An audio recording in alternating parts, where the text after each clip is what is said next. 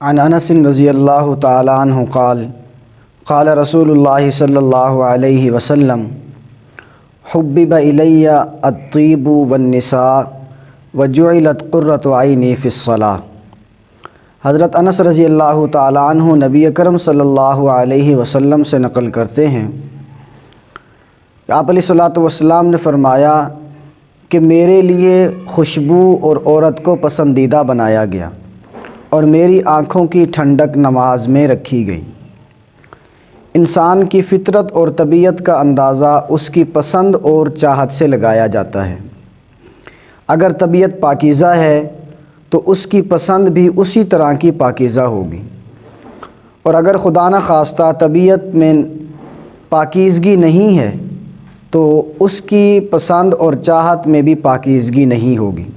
مخلوق میں سب سے زیادہ طبیعت کی پاکیزگی حضور صلی اللہ علیہ وسلم کو عطا کی گئی ہے۔ اسی وجہ سے آپ علیہ الصلاۃ والسلام کی پسند اور چاہت بھی اعلیٰ اور پاکیزہ ہے۔ حدیث مبارکہ میں آپ علیہ الصلاۃ والسلام نے فرمایا کہ میرے لیے 3 چیزیں پسند کی گئیں۔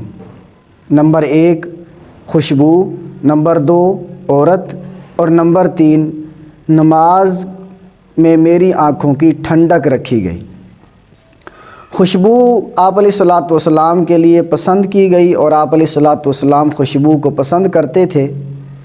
خوشبو لگانے سے جسم کو بھی تازگی حاصل ہوتی ہے اور روح کو ایک خاص قسم کی تازگی حاصل ہوتی ہے، عبادت میں لذت حاصل ہوتی ہے اور آس پاس کے لوگوں کو بھی راحت محسوس ہوتی ہے۔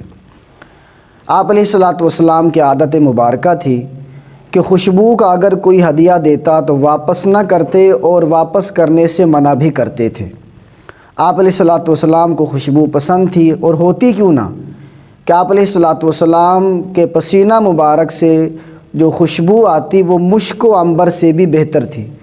ترمذی شریف میں روایت ہے، صحابی فرماتے ہیں کہ آپ علیہ الصلاۃ والسلام جس گلی سے گزر جاتے تو وہاں کی فضا معطر ہو جاتی، اور اگر کوئی آپ علیہ الصلاۃ والسلام کو تلاش کرنا چاہتا اور اس گلی سے گزر ہو جاتا تو معلوم ہو جاتا کہ ابھی ابھی محبوب پیغمبر صلی اللہ علیہ وسلم کا گزر اس گلی سے ہوا ہے۔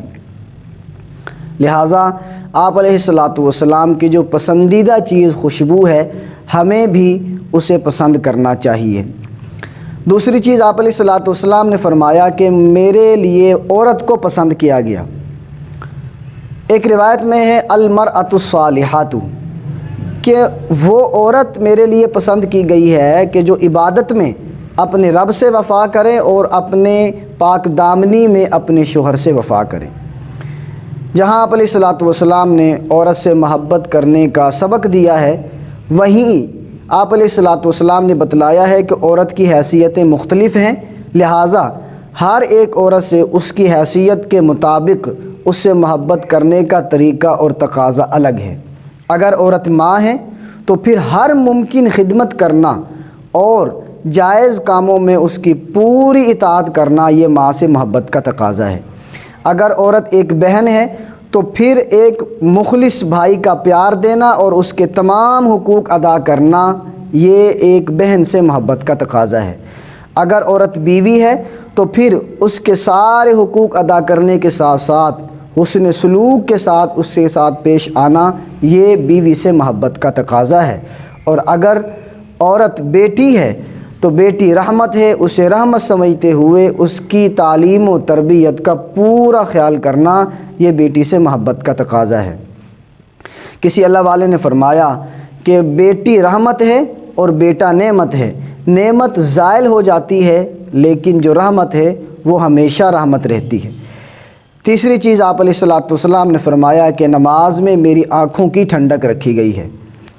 نماز وہ عمل ہے کہ جس کے ذریعے سے اللہ رب العزت سے ملاقات، اللہ رب العزت کی یاد اور اللہ رب العزت کی محبت نصیب ہوتی ہے۔ قرآن کریم میں اللہ رب العزت نے فرمایا اقیم الصلاۃ لذکری، مجھے یاد رکھنے کے لیے نماز پڑھا کرو۔ لہٰذا آپ علیہ الصلاۃ والسلام نے ایسے عمل کو محبوب قرار دیا ہے کہ جس کے ذریعے سے اللہ کی محبت بھی نصیب ہوتی ہے، اللہ کی یاد بھی نصیب ہوتی ہے اور اللہ رب العزت سے ملاقات بھی نصیب ہوتی ہے۔ تو جو چیزیں آپ علیہ الصلاۃ والسلام کی پسندیدہ ہیں تو آپ علیہ الصلاۃ والسلام سے محبت کا تقاضا یہ ہے کہ وہ چیزیں ہمیں بھی پسند ہو جائیں، اللہ رب العزت حضور کی پسند کو ہماری پسند بنائے۔